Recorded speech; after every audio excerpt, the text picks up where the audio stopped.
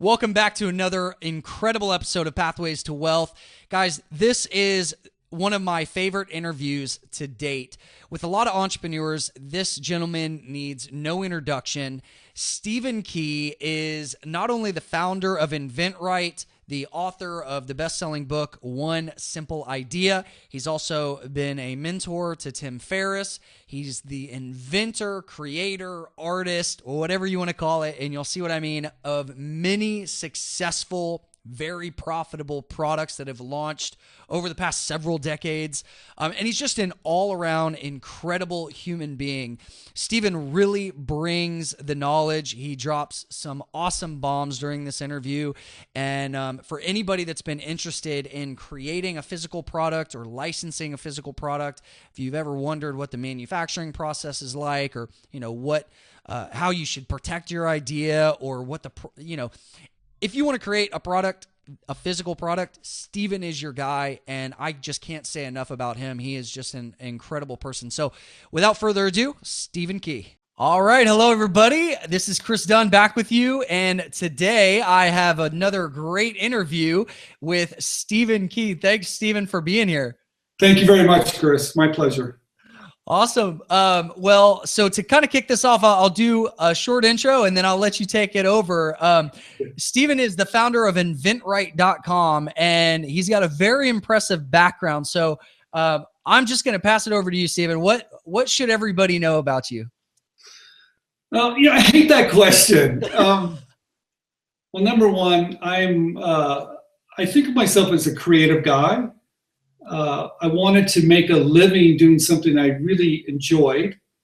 My father taught me early on that if you want to create great wealth, that you have to find something that doesn't require these, and it doesn't require your physical presence. So I started coming up with ideas, showing those ideas to companies, and they would pay me a royalty on every one they sold. And it's basically renting an idea to a company, and it's really called licensing, but I didn't know it at the time. I just wanted to show them how to make more money, and it's worked out beautifully. So. Nice. So do you consider yourself an inventor or an idea guy? How would you kind of define yourself if you have to put it into a definition? That title, inventor, is pretty big title. I would say I'm a product artist. How's that? Nice. I, just like any other consumer, there's things that I like and I don't like about products. And I don't think I'm the most creative guy on the planet. I look for opportunities. I think companies miss a lot of opportunities with product development just because they're so busy putting out so many fires. That it makes it easy for guys like me or anybody that's creative to find those holes, those opportunities that they're missing, and come up with I don't think you have to reinvent the wheel. I think my strategy is to come up with a small improvement on an existing idea. Okay, so something that's proven that can improve, and that there's a market for, right?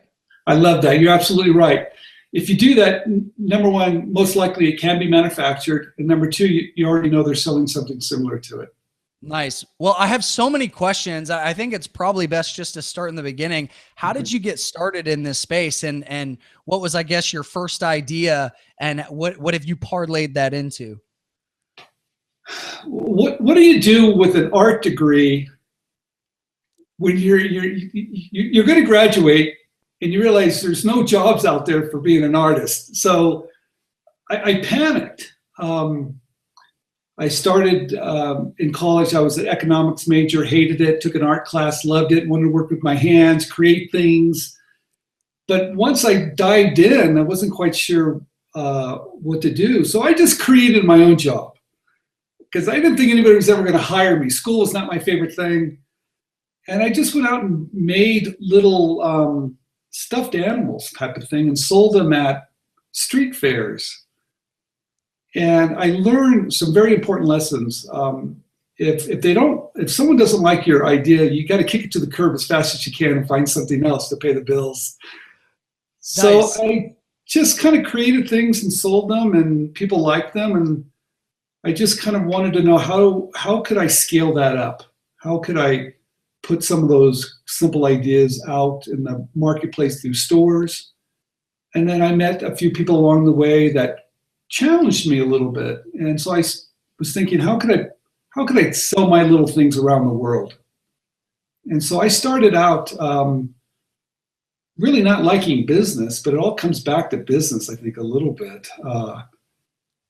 And just having fun with it. So I started just selling things at street fairs. Yeah. Interesting. So were these things that you just created with your hands, you just kind of came up with, and you've quickly found out if people liked it or not? And then if they didn't, you moved on and thought of a different idea? Exactly. The first art show I went to, I would actually take a nylon that women would use, and I would stuff them with cotton to make little funny faces. And I remember going to my first art show, and my father showed up, and he said, "Steve, how'd you do?" And I said, "Well, I had a great time." He goes, "Well, how many did you sell?" And I said, "Well, I didn't sell any." And he kind of looked at me kind of funny, but he knew there's something about that process of showing your goods and having someone maybe wanting them and giving you money for it. So I learned very quickly that I had to come up with something else because they didn't like what I was making.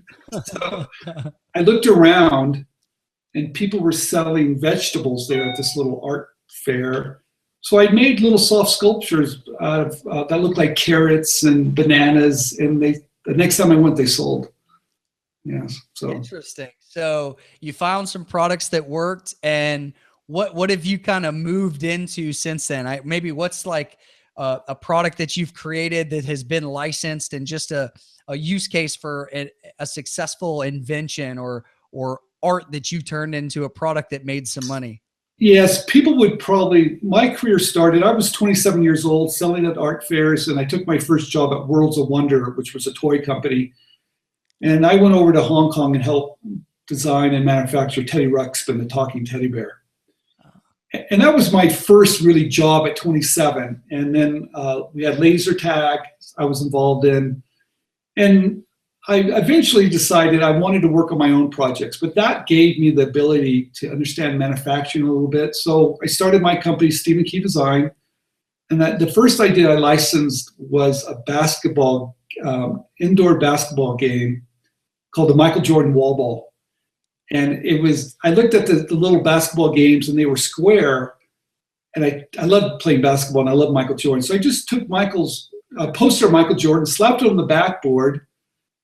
And so the backboard was now in the shape of Michael Jordan. And I loved it. Put it up there, and I was playing basketball. And I remember thinking, I'm going to license this to a company. And sure enough, I sent it to Ohio Art. And 3 days later, I had a contract. They had the license of Michael Jordan, and it sold for 10 years. In the first year, I made $100,000 on a little indoor basketball game that they had licensed from me, and it sold for 10 years. That's great. So were you in all the big box stores, or? It sold all the traditional, the Walmarts, the Toys R Us. And I remember there was a little commercial that came on TV, and Michael Jordan would shoot it, and he would make it, and he looked at the screen and says, "The best looking backboard I've ever seen." And I remember walking into Toys R Us and seeing just a wall of these Michael Jordan wall balls, and thinking that I made this basically with about $10 of material. Wow. It kind of just took me back that my father was right. You had to find something that didn't require your hands or your presence. And so that's what really clicked, that simple ideas, showing companies how to make, or this situation, showing Ohio Art how to leverage the image of Michael Jordan, helped them sell more basketball games, which put money in my pocket too. Nice. So who were the key players in this? So it was you, the inventor, if you will, of this idea, and then you licensed it to that company. And then did they contact Michael Jordan and give him a royalty on that as well? Well, great question. They were selling this basketball game, and they had a little sticker of Michael Jordan on it. But it was too small, Chris. It was just about that big. Oh, man. So they had the license, and they were selling it already. And that was the main point here. I'm glad you brought that up. because they had the license, they were paying a royalty, they had all the distribution. I just showed them how to really leverage that image. It went from plastic, it went to paper, cardboard cutout. I showed them how to reduce the cost. They put it in a clear case so you could actually see Michael Jordan. And I never thought in a million years they would sell so many. And I didn't have any protection, and hopefully we'll talk about that later because people think you need this protection and you don't. But that was the first one, and after that one I was hooked. I was done. I wanted to do this forever. This was your art, right? Creating products, improving products. And what an amazing feeling that must have been to see something that was just fun for you to create become this massive product that sold for so many years. There's the feeling that you have when you bring an idea to market and you see it on the shelf space is overwhelming. The second time that happened to me, I created it was a packaging innovation.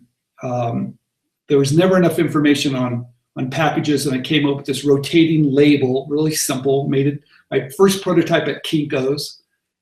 And I remember going to Walmart, picked up the sample, brought it over to Kinko's, took the copy machine, made a sample, and a year and a half later, it was on TV with Alex Trebek spinning the label. It was in all the Walmarts.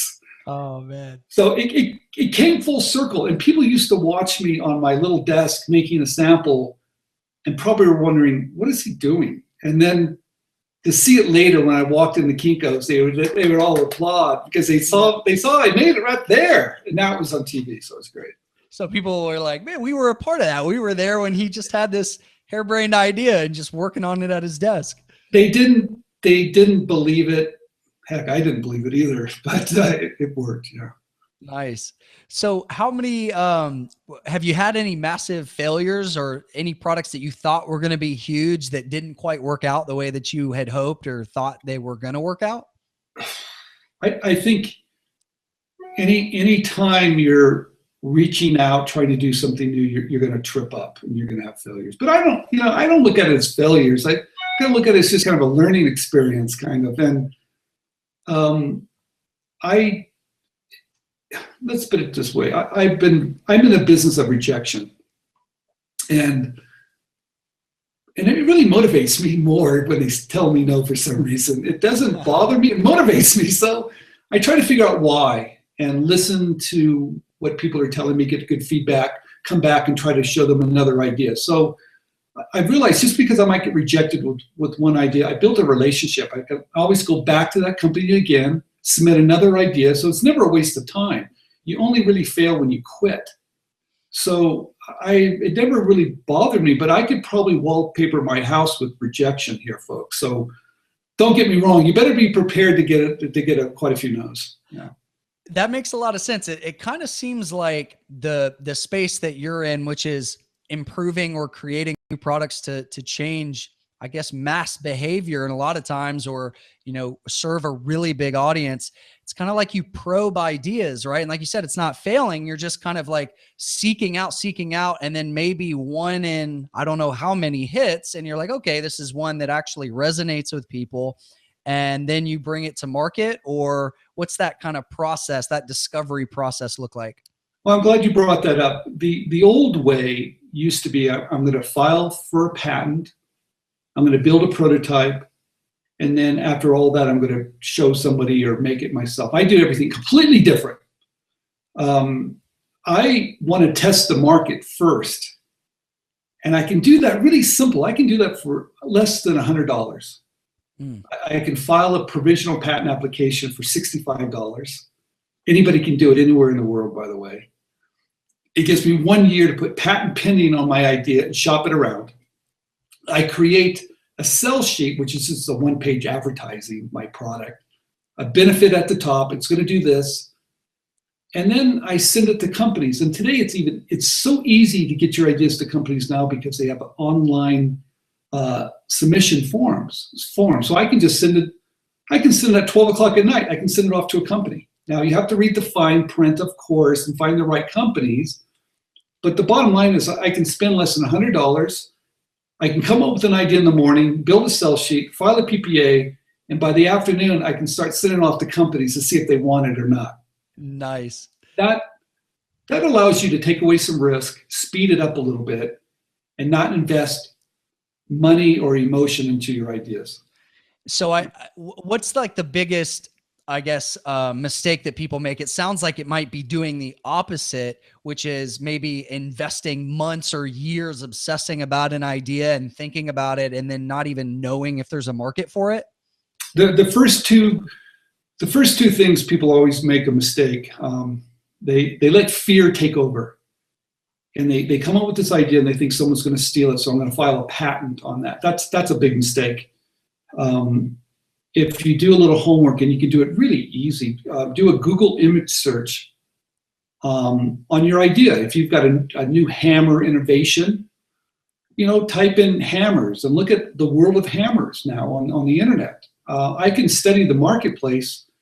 I call it studying a micro category, and within hours, I can learn everything there is about every hammer ever. And then if I see my idea, I can decide, well, maybe I'll do something else, or hey, maybe I do have a good idea. So anybody can do that. And that's based on fear. That's based on knowledge. And then the second thing would be to go to Google patents and type in hammers, and maybe, and learn about what other people have patented. So you've really done research, and you can do it yourself anywhere. And with that information, you can decide to move forward. So what people have made mistakes in the past, they spend too much time worrying about the fear. They spend too much money on patents without really seeing if the market wants it first, or if it's a new idea. Nice. Yeah, I kind of have experienced that fear from entrepreneurs in the tech startup space. So I'm an angel investor here in Austin, Texas. And one thing that you can always kind of tell a rookie founder, they say, hey, will you sign an NDA before I tell you my idea? And the answer is always no, because, everybody has ideas, right? Ideas are a dime a dozen, but I think it really comes down to execution. What would you say is kind of the biggest barrier to executing one of these ideas once they've done the research and they think they have a market? What's kind of the next step, and where do people usually trip up at that point? They overthink it. They imagine what people are going to say. They don't realize that try it. Just, file a provisional patent application, or don't even file one. Don't even do that. First of all, forget it. Just contact the company and go, hey, I'm a product developer. Can I submit ideas to your company? How do I do it? Do that first and see how they treat you. If they treat you poorly, go to the next company. But if they say to you, hey, fantastic, thanks for calling, this is what you need to do, you're going to realize, hey, I can do this. And most people hesitate because they think maybe they don't have enough experience, or they're starting to think of, well, how do I protect it? What do I own? All the things that run through your mind. But the bottom line is this: companies need ideas. It's called open innovation. Companies have opened their doors for outside inventors, creative people like myself, product artists, to submit ideas. They need us. The appetite for new is so great in this country that all you want to do is just feed the machine. Give them ideas. Give them ideas. Most ideas that come to market do not have patents. They come from individuals such as ourselves. But for some reason, we think we have to start a business. The thing I like about licensing is that you don't have to quit your day job. You don't have to raise money. You can do it anytime you want to. Anybody can do it. And it's all those things that stop people from the fear of being an entrepreneur. That's what I like about licensing. And licensing is really finding that perfect partner that has experience, has relationships, marketing budgets. They have everything you don't have. The thing that's missing is a good idea. So that's why I like it. I've been doing it forever. I write books about it. I've been talking about it, and it's just fun. It's nice. Fun, right? So have you ever gone the opposite route, where you actually manufacture yourself, or do you stick with the licensing model? No, a good friend of mine I've known forever came up to me and said, hey, let's do guitar picks. Why would they do guitar picks? But we did. We jumped in, and I started designing guitar picks. And the first one I designed was a skull, a guitar pick in the shape of a skull. And it was a hit. It was a really big hit. And we brought it to a trade show, and I got into business. Because I got into business 2 reasons. Number one, he knew about the music business, and he had a store. So, all right. But how much money could it possibly take selling guitar picks? It would cost pennies. So I said, okay, I'm going to jump in with my own money now. And we did. But what I realized very, very quickly, we grew so fast. We became one of the largest supplier of guitar picks in the world. We did Mickey Mouse. We had Taylor Swift. I was a Disney licensee. We sold them at Walmart, 7-Elevens, tens of millions. People don't realize how much money it takes. Even selling the guitar pick, I was floating of my own money at least $300,000 just to Walmart. Just for the inventory? People have no idea. It didn't start out that way, but when you become successful or start to deal with those type of retailers, you have to have enough product to put in their pipeline. And then you have to have you have to have more inventory, because if they sell out, they're going to order it again. You have 10 days to fill it. So you have to back up your inventory, and then you just got to be on hand. So you end up having all this money out. So you're going to work twice as hard as you think you're ever going to work. I loved every minute of it, but you're going to work hard. Number two, you're always going to be owing people money, which I never like. And you're always going to be looking over your back that, who's coming to get you type of thing. Now, we were lucky. We had the people that were making our guitar picks was the biggest supplier of guitar picks. So we took our competition out. But you wear a lot of different hats. You work very, very hard. And that's not what I wanted to do long term. But I did that for at least 4 or 5 years, had a ball. But long term, it wasn't really something I wanted to do. Gotcha. So you went back to licensing, and is this something that you're still doing on a daily basis or every year, looking for ideas, submitting ideas, or have you kind of taken a step back from that? No, I'm still very involved. I came up with this one idea that's generated quite a nice royalty stream for me over the years. In fact, for 20 years, I still collect royalties from it. So I don't create as much. I try to manage that business a little bit. It drives me nuts, to tell you the truth. Making sure people pay you, it gets manufacturers on time. Things go right. So it's what business is that? Well, it's my spin label. It's in colleges. It's been on Nescafe Coffee in Japan. It's been on Jim Beam. It's been on national brands. It comes and goes, Chris. It came out really hard. We sold hundreds of millions of them, made a ton of money, and then it kind of died down. I went and did something else, and then I got pulled back in it again. And it just kind of, I don't want to do anything for 20 years, okay? I don't care what it is, but it keeps on pulling me back. Now it's on college campuses, which was really cool, by the way, because I went to one of my best friend's son's graduation. It's 10,000, seat auditorium, and I see people spinning. They're drinking water, spinning my label. It was like, nice. It was so cool to see it. But so that's what I do most of the time. But also I do a lot of education. Of course, I write books on the topic as well. So. Yeah, I see you're very active on entrepreneur.com and a few other of the big publications. So it seems like you really have a passion for writing and helping people. And I think we're pretty similar in that way. What was it that inspired you to get into helping other people bring products to market or licensing? It was an accident, actually. I went to an inventors group about 15 years ago, and everybody was struggling. A good friend of mine invited me to go. I went there, and I realized, what are all these people gathering for, and why are they struggling? And I realized they were doing everything the wrong way. So I met my partner today, Andrew Krause, and he said, Steve, how do you figure this out so easy? And I told him, he says, well, why don't we start teaching it? So I started teaching it, and it grew into kind of just a small community. Started 15 years ago. It's called InventRight. And it just kind of grew. One of my early students was Tim Ferriss. And Tim Ferriss kind of put me on the map. He was a student, couldn't get rid of him. He was probably the most persistent person I ever met.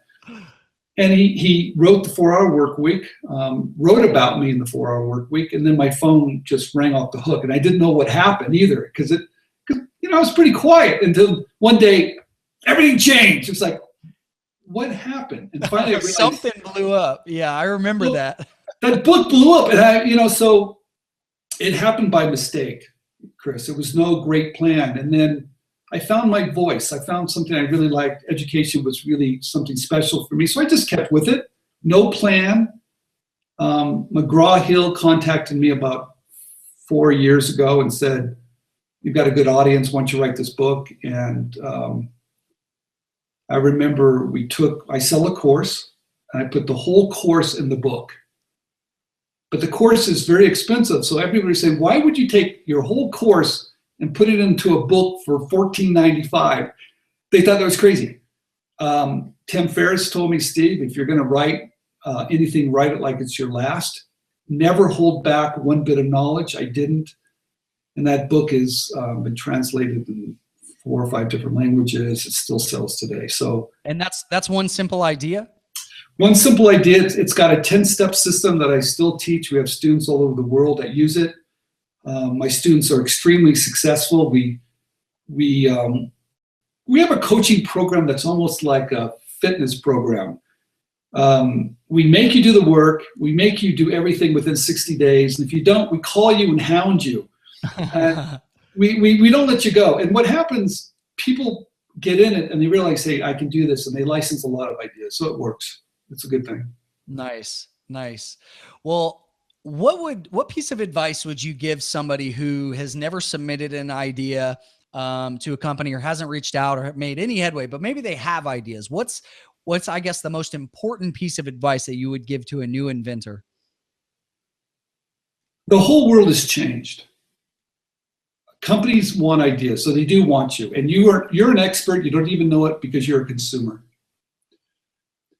Number 2, because of Shark Tank, because of 3D printing, because of Kickstarter, crowdfunding sites, you can get your ideas to market now. You don't need to rely on 3 guys in the back room making decisions now what's going to happen or not.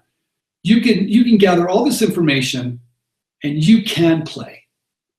The game has changed. So don't think you have to quit your day job. Do as much research about licensing if that's the way you want to go, or if you want to venture, learn as much as you can. You know the drill. Find someone who's doing it, get as close as you can to them, and then suck all that information out of them, right? So I believe that this is so simple and so fun to do, but you have to take that first step. So nice. I tell everybody, do this. Call a company for kicks. Just call a company out of the blue, some area that you like, and you can do it now. You can do it tomorrow. Tell them you're a product developer. Call them up. Hey, I'm a product developer. I want to start submitting ideas to you. How do I do it? And when they give you the right contact information, says we're looking for an idea, you're going to fall out of your chair. You're going to realize, all right, I can do this. I better get more information. So I try to tell everybody it's fun to do, and get off the couch, man. I mean, do something. Do something fun. I love it when your hands get sweaty and you're not quite sure what's going to happen. That's when you know you're really alive. So yes. I think it's okay you're not going to have all the answers perfectly fine. No one ever does. Beautiful. So to recap that, the barriers to entry are gone, meaning that like the game has changed. It's easier than it ever has been. The second thing I got from that was find a mentor and extract all the knowledge out of it. And I think starting with your book would be step 1. I mean, you packed so much value into that. And then number 3, just make some calls, take some action. What's the worst that's going to happen? You're not putting out a lot of money. You're just spending a few minutes of your time, right? Well, thank you for summarizing that so beautifully. But what's really fun, I have so many people that bought the book. They do exactly what they're doing, and then they get someone on, and then they get a contract, and they're like, what do we do now? Now I talk a lot about the contract, but that's when you know I'm really in the game. You're not in the game sitting on the couch. You're not in the game not thinking about it. You're not in the game just by reading books. Take action.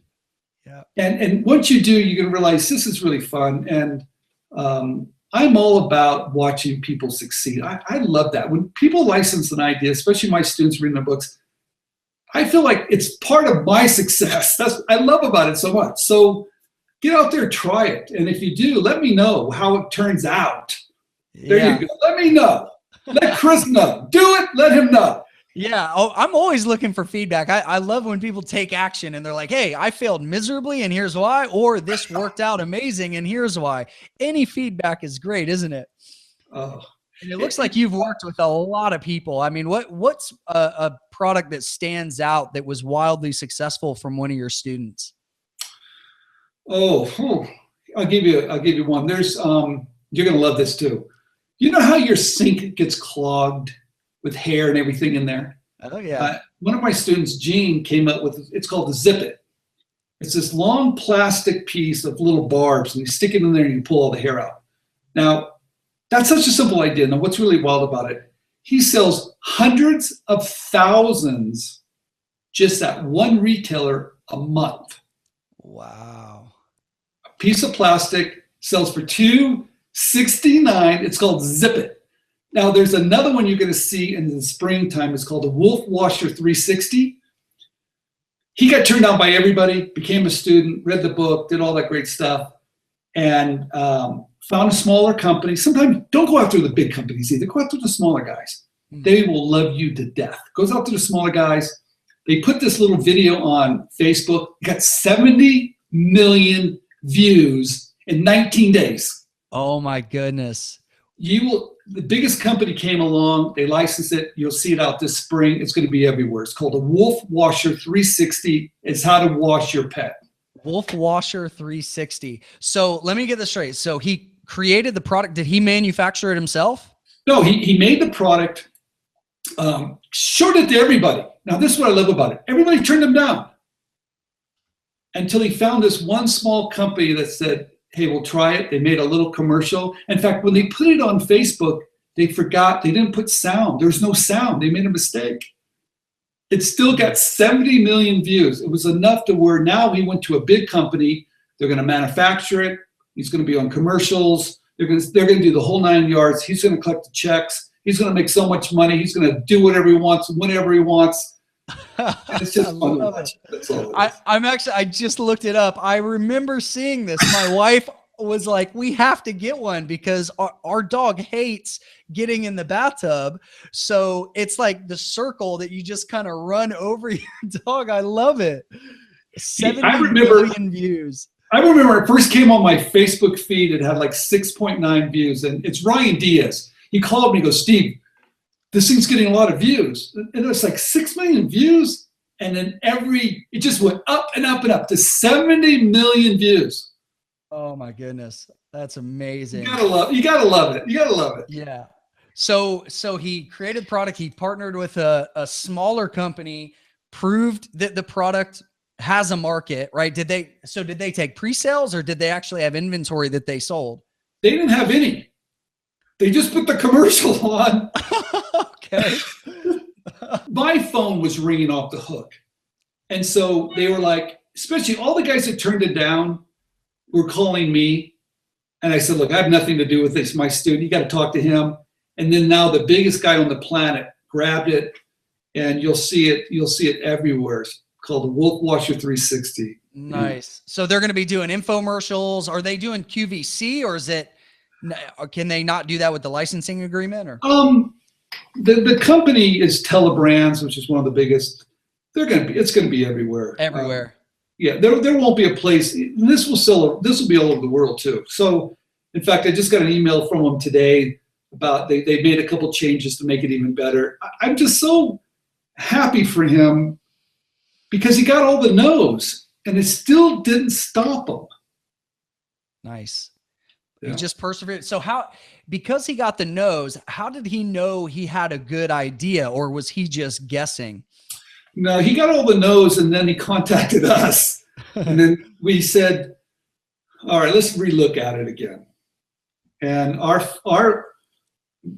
what I said to him, our team said, is, look, you got a lot of no's from the big players. Why don't we find a smaller player? Find the guy that wants to be the big player. Because sometimes the big guys don't get it right. Mm. They're so set on their formulas that they don't want to take a risk. So he found a smaller guy that looked at it, and he was like, I love this. And it worked. Sometimes when we go after the big companies, and I do the same thing too. But the big companies don't take the risk. They don't have to be market leaders. They're market followers. Mm. So they wait for the small guys to fight it out, and then they come back because they got great distribution. So we're all about making a complete list, contacting everybody, but don't go after the big guys first. Go after some of the smaller guys, and you have more luck doing that. And he did, and it worked. Nice. So tell me a little bit more about your coaching business and how that works. Do people come to you and you have a course that you put them through, and then you partner with them, or what does that look like? No, we don't partner. We strictly do education.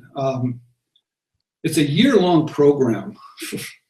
It's a hand-holding program, which I don't know why people need, but they do at times. Not everybody needs it. Some people do. So people usually find us on YouTube. We have a channel called InventRight YouTube. They see it, or they find my website, or they read something, and then they follow me for a while. But eventually, when they sign up, they get assigned a coach, and they can call that coach anytime they want, as many times as you want for a full year. So they work the coach, and then the coach takes them up to and the 10-step system takes them to step number 8. When they get a licensing agreement, that's when they call me, and I handle that for them, because that gets a little tricky. So, but our coaches have licensed ideas. Our coaches are in the same boat the students are in, the same boat I'm in. We're all in the same boat. We're all tied together. So I told, and I believe this, we're only successful if our students are successful. So whatever you have to do, and stay with them, push them hard, and make sure they follow our system. They take everything that we show them and make them do it. Make them do it. And when they do, they realize things happen. Doors open, they learn things, they get in the game, their whole life changes. And then usually what happens, once they get a deal, they get it, they don't rely on us so much anymore because we've taught them everything. And now they just become friends. That's the thing I like about it. I got friends all over the world. I love it. And I even have students that have licensed ideas come back and then years later call me, and we still help them out. We're all in the same boat, same community, so it works.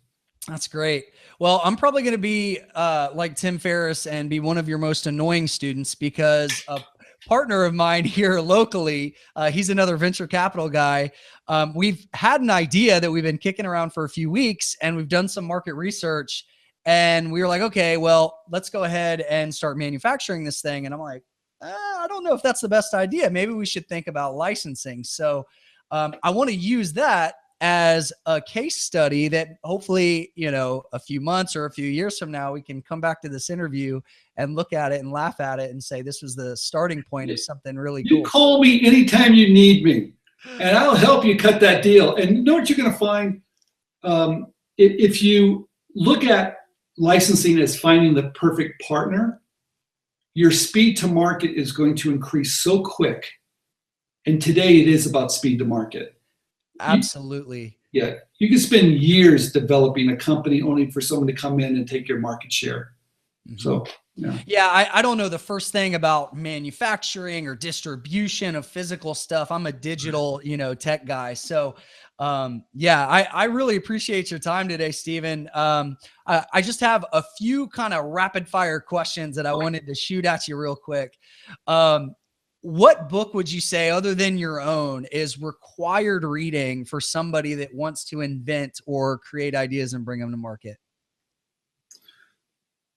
Well, number one, I don't call my book an inventing book because they're also dry and boring. So I don't recommend any of them.